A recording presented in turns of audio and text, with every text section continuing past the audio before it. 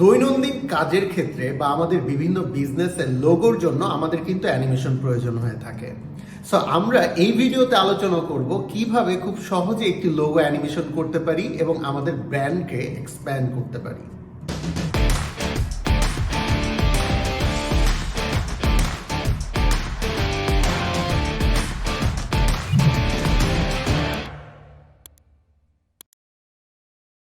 আসসালামু আলাইকুম, আমি ইমরান হোসেন সজীব, কাজ করছি motion and graphic design mentor হিসাবে শিখবে সবাইতে। সো চলুন শুরু করা যাক। শুরুতেই আফটার ইফেক্টটা ওপেন করার পর আমরা একটা নিউ কম্পোজিশন ক্রিয়েট, সো এখানে আমরা আফটার ইফেক্টে নিউ কম্পোজিশন সরাসরি এখানে ক্লিক করতে পারি এবং আমরা এখান থেকে যে ডিফল্ট একটা প্রিসেট চুজ করব HDTV 1080 24 frame per second, and আমরা এই কম্পোজিশনের নাম দিই final logo animation.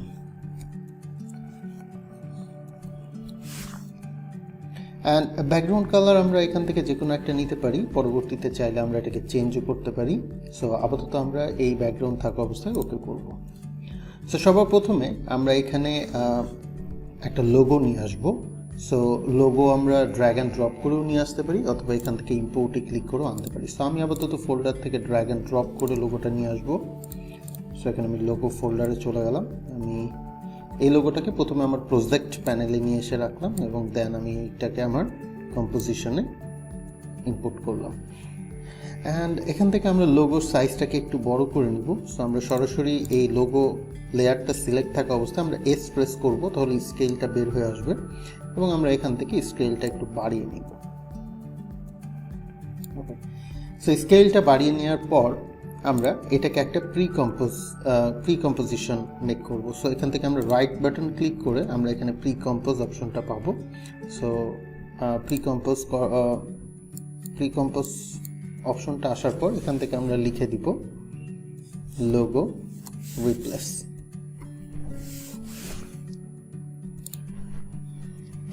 Logo replace এইটা করার পর এইটা আমি কেন প্রি কম্পোজ করলাম, এটার কারণটা হচ্ছে যে পরবর্তীতে যে কোনো লোগো আমি চাইলে এখানে রিপ্লেস করতে পারবো। সো এখন আমি এইটার উপরে একটা ইফেক্ট দিব। সো ইফেক্ট দেওয়ার জন্য আমরা এখানে ইফেক্ট অ্যান্ড প্রিসেট প্যানেলে চলে যাব। যদি ইফেক্ট অ্যান্ড প্রিসেট প্যানেলটা এখানে না থাকে তাহলে উইন্ডো মেনু থেকে আমাদেরকে ইফেক্ট অ্যান্ড প্রিসেট প্যানেলটাকে নিয়ে আসতে হবে। সো আমি ইফেক্ট অ্যান্ড প্রিসেট প্যানেলটা আসার পর আমি জাস্ট এখানে লিখবো হচ্ছে পলি। সো এখানে POL লিখলেই আমরা দেখবো যে এখানে CC পিক্সেল পলি ইফেক্টটা চলে আসবে। সো এই ইফেক্টটাকে আমরা সরাসরি ড্র্যাগ করে এই লেয়ারে ছেড়ে দিব। এই লেয়ারে ছাড়ার পর আমরা আমাদের কারেন্ট টাইম ইন্ডিকেটরটাকে যদি একটু মুভ করি তাহলে দেখবো যে এখানে অলরেডি আমাদের একটা ইফেক্ট তৈরি হয়ে গেছে। সো ইফেক্টটা অ্যাপ্লাই করার পর আমরা সর্বপ্রথম যেটা করব, আমরা এখান থেকে গ্র্যাভিটি ভ্যালুটাকে আমরা এখান থেকে 0 করে দিব এবং এবার আমরা আবার প্লে করে দেখলে দেখব যে আমাদের কিছুক্ষণ আগে আমরা দেখছিলাম যে আমাদের লোগোটা সরাসরি ভাঙার পর এখানে নিচের দিকে চলে যাচ্ছিল, বাট এখন যখন আমি আবার প্লে করছি তখন দেখা যাচ্ছে লোগোটা আমার মাঝ থেকে চারপাশে ছড়িয়ে যাচ্ছে। সো মূলত এটাই আমার দরকার এবং পাশাপাশি আমি এখান থেকে আমার ডিরেকশন র্যান্ডম এটাকে আমি 100% করে দিব, যাতে করে এখানে প্রতিটা পিসের মধ্যে একটা র্যান্ডমনেস থাকে। এরপর আমরা স্পিড র্যান্ডমনেসটাও আমরা একটু কিছুটা বাড়িয়ে দিলাম। ওকে, দেন এখান থেকে আমি যে কোনো ধরনের টেক্সচার চুজ করতে পারি। আমি নর্মাল পলিগন চুজ করতে পারি অথবা আমি এখান থেকে টেক্সচার পলিগন চুজ করতে পারি। সো নর্মাল অ্যান্ড টেক্সচার পলিগনের মধ্যে পার্থক্য হচ্ছে যে আমার লোগোটাই ভেঙে ভেঙে দেখাবে টেক্সচার পলিগনে, আর পলিগনে এটা হচ্ছে লোগোটার মধ্যে যে কালারগুলো আছে এগুলোকে জাস্ট পিস হিসাবে দেখাবে, পলিগন পিস হিসাবে। সো এই দুইটাই সাধারণ পার্থক্য। সো আমরা এখান থেকে জাস্ট হচ্ছে টেক্সচার পলিগনটা নিব, কারণ আমরা চাই যে আমাদের লোগোর পিসগুলো যেন বোঝা যায়। সো এখানে মোটামুটি আমাদের অ্যানিমেশনের ভিউটা আমরা দেখতে পাচ্ছি এবং আমরা এখান থেকে গ্রিড স্পেসটাকে আরেকটু এখান থেকে কমিয়ে নিব, যাতে করে পিসগুলো আরও ছোট ছোট হয়, কারণ পিসগুলো যতটা ছোট হবে দেখতে বিষয়টা আর একটু ভালো লাগবে। ঠিক আছে। তো এই পর্যন্ত করার পর এবার আমরা একটা কাজ করব, এটার মধ্যে আমরা একটা আমাদের লোগোটার কালার অনুযায়ী আমাদের এখানে ব্যাকগ্রাউন্ড কালারটাতে ভালো লাগছে না, সো আমরা কম্পোজিশনের ব্যাকগ্রাউন্ড কালারটাকে চলেন চেঞ্জ করে আসি। সো আমরা এখান থেকে কম্পোজিশন সিলেক্ট থাকা অবস্থায় কম্পোজিশন সেটিংয়ে চলে যাব এবং কম্পোজিশন সেটিং থেকে আমরা এখান থেকে কালারটা এভাবে ব্ল্যাক চুজ করে দেবো অ্যান্ড ওকে করবো। দেন ওকে করলে দেখবো যে আমাদের কম্পোজিশনের ব্যাকগ্রাউন্ড কালারটা চেঞ্জ হয়ে গেছে। সো এখন যদি আবার আমরা একটু এভাবে মুভ করি তাহলে দেখছি যে বেশ দারুণভাবে কালারটা এখন ফুটে উঠেছে। সো মোটামুটি আমার এই পার্টটা শেষ। এবার আমি যে কাজটা করব এটাকে আমি 3D অ্যাঙ্গেলে কনভার্ট করব। সো এখানে আমরা দেখতে পাচ্ছি আমাদের টাইম লাইন প্যানেলের নিচের দিকে টগল সুইচ অপশন আছে, এখানে ক্লিক করলে আমরা এখানে এই 3D অ্যাঙ্গেল ইনেবল অপশনটা পেয়ে যাব। সো এখানে আমরা জাস্ট একটা ক্লিক করব, এখানে ক্লিক করলেই আমরা দেখব যে এখানে আমাদের 3D অ্যাঙ্গেল অ্যাক্সিসটা চলে এসেছে। সো এখন আমরা যেটা করব, আমরা একদম প্রথমে আমরা এটার পজিশনে চলে যাব। সো এটা সিলেক্ট থাকা অবস্থায় পি প্রেস করব অ্যান্ড আমরা এটার পজিশনে একটা কি ফ্রেম তৈরি করব। পজিশনে কি ফ্রেম তৈরি করা হয়ে গেলে এখানে ফার্স্টে আমরা জাস্ট যেমনটা আছে তেমনটাই রাখবো। একদম লাস্টে যখন আমরা চলে যাব এখান থেকে আমরা আমাদের জেট ক্যামেরাটাকে একটু জুম করে দেব যতটা পারা যায়। সো আমি এখানে অনেকটা জুম করে দিলাম। সো ব্যাপারটা দেখতে এমন হবে যে এটা জুম হয়ে আসছে, ঠিক আছে। এবং আমাদের লোগোটা কিন্তু অ্যাকচুয়ালি হবে হচ্ছে এইভাবে এসে ফাইনাল এইভাবে লুকটা হবে, ঠিক আছে। ওকে, সো এই পর্যন্ত কমপ্লিট। আপাতত এখান থেকে আমাদের এতটুকু করলেই হচ্ছে। আমরা চাইলে এখান থেকে গাজিয়ান ব্লাডটাকে অ্যাক্টিভ করে দিতে পারি।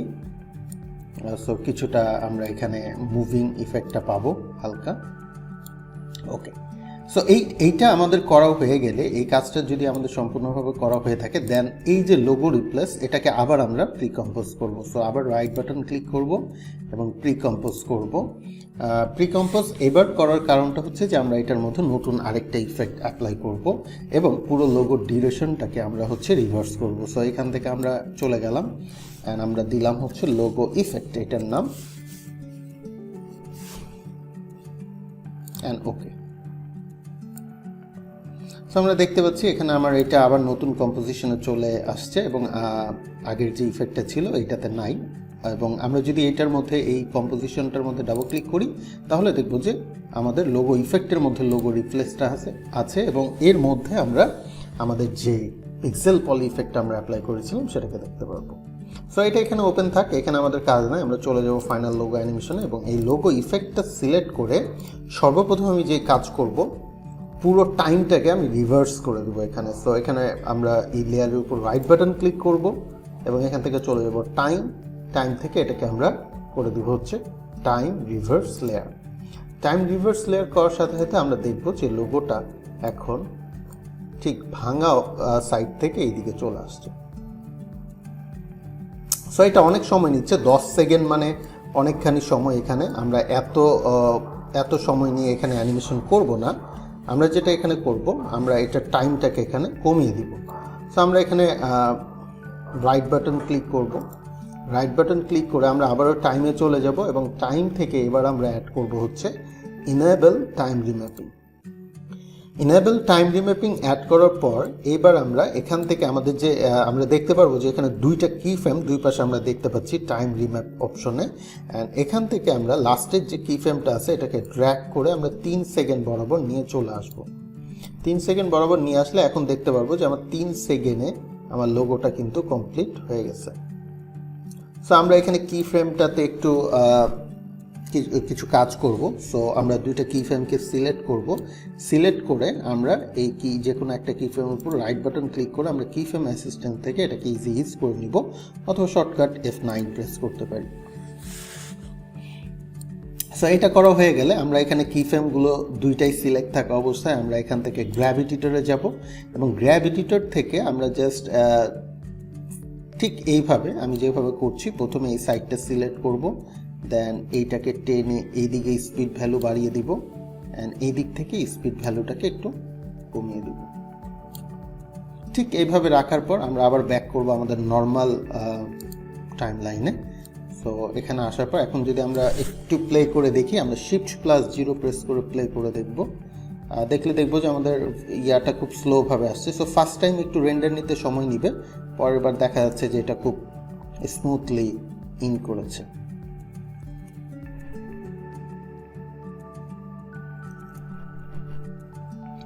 ঠিক আছে, সো আমাদের অ্যানিমেশন মোটামুটি এখানে হয়ে গেছে। এবার আমরা যেটা করব যে আমাদের এই যে অ্যানিমেশন লোগোটা যে এখানে আসার পর এটা শেষ হওয়া পর্যন্ত একটা আস্তে আস্তে এটা একটু স্কেল হবে যাতে দেখতে ভালো লাগে। সো এখানে আমরা একটা স্কেল অ্যানিমেশন অ্যাড করব। সো এটা সিলেক্ট থাকা অবস্থায় আমরা জাস্ট এস প্রেস করব। এস প্রেস করলে দেখবো যে আমাদের স্কেলটা ওপেন হয়ে গেছে। অ্যান্ড এখান থেকে আমরা স্কেলে একটা কিফ্রেম তৈরি করব ফার্স্টে। এখানে সাইজটা ডিফল্ট যা আছে তাই থাকবে। দেন আমরা ইন্ডিকেটরটাকে একদম সামনে নিয়েছি, এখান থেকে আমরা জাস্ট কিছুটা বাড়িয়ে দিব, যেমন আমরা এখান থেকে 115 করতে পারি। দেন ইন্টার প্রেস করলাম। এতে করে কি হবে যে আমরা যদি এখন লোগোটাকে প্লে করি দেখব শেষ হওয়া পর্যন্ত আস্তে আস্তে লোগোটা একটু বড় হচ্ছে। সো এবার আরও একবার আমরা প্লে করে দেখি, Shift+0।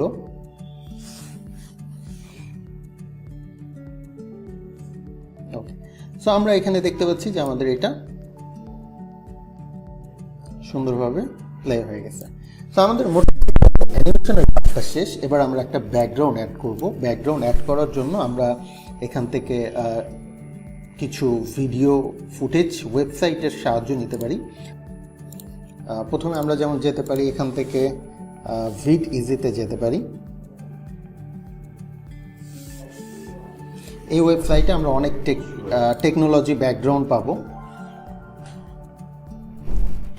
সো এই ওয়েবসাইটে আসার পর আমরা জাস্ট ব্যাকগ্রাউন্ড লিখে সার্চ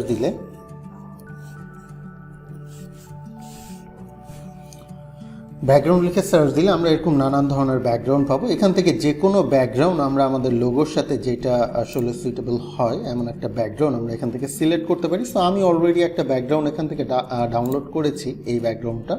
সো আমি এই ভিডিওটাতে বা এই লোগো অ্যানিমেশনটাতে এটা ইউজ করবো। সো এটাকে ড্র্যাগ করে আমরা সরাসরি আফটার ইফেক্টে এখানে নিয়ে ছেড়ে দিব, আমাদের টাইম লাইনেও সরাসরি আমরা ছেড়ে দিতে পারি। সো অবশ্যই আমাদের ব্যাকগ্রাউন্ড লেয়ারটা থাকবে আমাদের লোগো লেয়ারের নিচে। সো এটাকে ড্র্যাগ করে নিচে দিয়ে দিব। এবং যেহেতু আমাদের ব্যাকগ্রাউন্ডটা হোয়াইট এবং হোয়াইট থাকার কারণে আমাদের লোগোটা আসলে পারফেক্টলি ফুটছে না। সো এখন আমরা যে কাজটা করব সেটা হচ্ছে যে আমরা এখানে একটা নিউ সলিড নিব এবং একটা ব্যাকগ্রাউন্ড ক্রিয়েট করব। সো আমরা এখান থেকে রাইট বাটন ক্লিক করব, দেন নিউ থেকে একটা সলিড নিয়ে নিব এবং সলিড থেকে আমরা এটাকে মেক কাউন্ট সাইজ করে আমরা ওকে করব। আমাদের একটা সলিড হয়ে গেছে। আমরা চাইলে এটার উপর ইন্টার প্রেস করে আমরা এটাকে নাম চেঞ্জ করে দিতে পারি এবং এইটার উপরে আমরা এখন আবার একটা ইফেক্ট অ্যাপ্লাই করব। সো এখান থেকে আমরা জাস্ট 4 লিখব। 4 লিখলেই দেখব যে এখানে 4 কালার গ্রেডিয়েন্টটা চলে আসছে এবং এই ইফেক্টটাকে ড্র্যাগ করে যে মাত্র সলিডটা ক্রিয়েট করলাম ওইটার উপরে অ্যাপ্লাই করব। ওইটার উপরে অ্যাপ্লাই করলে এরকম কিছু কালার চলে আসবে। সো আমরা আসলে এত লাইট কালার ইউজ করব না। আমরা ফার্স্টে যেটা করব এখানে একটা ব্ল্যাক কালার চুজ করব এইরকম। দেন এইখানে আমরা মোটামুটি এইরকম টোনের একটা কালার সিলেক্ট করব অ্যান্ড এইখানেও আমরা ব্ল্যাক কালারটা নিব। এই সাইডে মোটামুটি বেশ ভালো ব্ল্যাক, অ্যান্ড এই সাইডেও আমরা কিছুটা ব্লু টোন রাখার ট্রাই করব এইরকম, ঠিক।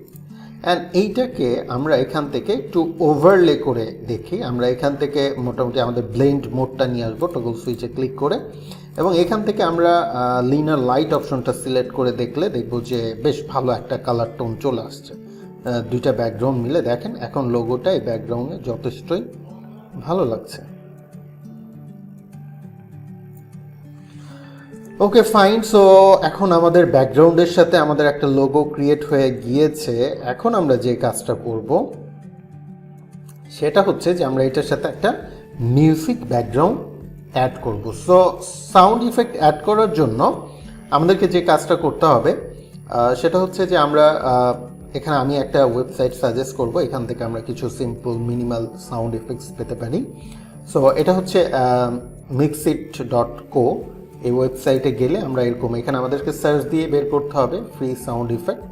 দেন এখানে আমরা বেশ কিছু সাউন্ড ইফেক্ট আছে, এখান থেকে আমি একটা ডাউনলোড করেছি, সেটা এখানে অ্যাপ্লাই করব। সো এখানে অনেকগুলো আছে, প্লে করে আপনাদের সাউন্ডের সাথে যেটা চাই বা আপনাদের লোগো অ্যানিমেশনের সাথে যেটা যায় সেটাই অ্যাপ্লাই করতে পারেন। সো আমি এখান থেকে এই সিনেমাটিক সুইল স্টার্ট ট্রানজিশন এইটা মেবি ডাউনলোড করেছি, একটু দেখি এটা আসলে কোনটা। ওকে, এই যে এইটা সিনেমাটিক সুইল। সো এইটাকে আমি সরাসরি ড্র্যাগ করে নিয়ে চলে যাব আমার এইখানে আফটার ইফেক্টে এবং এখানে টাইম লাইনে ছেড়ে দিব। ছেড়ে দিলে দেখবো আমার সাউন্ড ইফেক্টটা এখানে অ্যাপ্লাই হয়ে গেছে এবং এটাকে আমরা প্লে করব। আমাদের লোগোর সাথে মোটামুটি কিন্তু এটা একটা ভালো অ্যাডজাস্ট চলে আসছে। আমরা চাইলে লোগোর সাথে ম্যাচ করার জন্য এটাকে একটু ড্র্যাগ করে এদিকে নিয়ে নিতে পারি যাতে কিছুক্ষণ পরে সাউন্ডটা স্টার্ট হয়।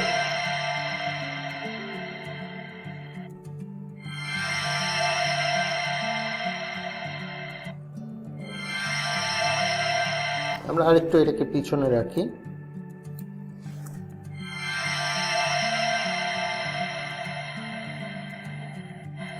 ওকে, সো আমাদের লোগো অ্যানিমেশনটা তৈরি হয়ে গেছে। এইবার আমরা এটাকে রেন্ডার করব।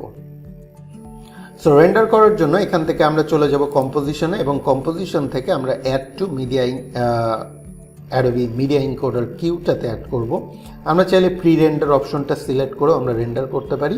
সো আমার কাছে যেহেতু অলরেডি মিডিয়া এনকোডার ইনস্টল করা আছে, সো আমার জন্য এটাই সবচেয়ে ফ্রেন্ডলি হবে। সো আমি এখান থেকে add to Adobe media encoder কিউটা চুজ করলাম। ওকে, এবং মিডিয়া এনকোডারটা ওপেন করার পর এখানে আমাদের মূলত এই যে লোগো ফাইনাল লোগো অ্যানিমেশন আমরা যেটা করেছি, ফাইনাল লোগো অ্যানিমেশন নামে এখানে আমাদের দেখবো যে একটা ট্যাগ চলে আসছে।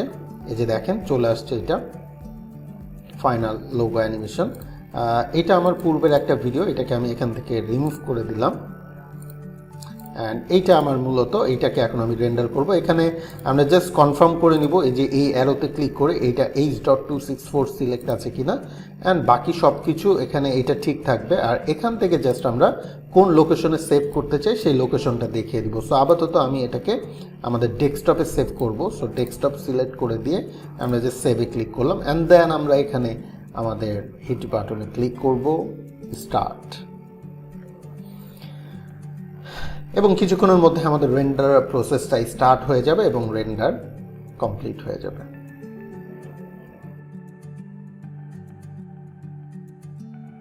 সো আমাদের রেন্ডার কমপ্লিট হয়ে গেছে।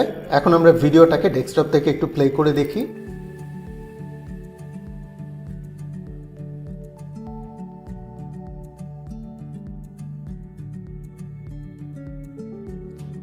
আশা করি ভিডিওটি আপনাদের ভালো লেগেছে। যদি ভালো লেগে থাকে অবশ্যই চ্যানেলটি সাবস্ক্রাইব করতে ভুলবেন না এবং পরবর্তী ভিডিওর আপডেট পাওয়ার জন্য বেল আইকনটিতে প্রেস করে রাখুন। দেখা হবে নতুন কোনো ভিডিওতে। আল্লাহ হাফেজ।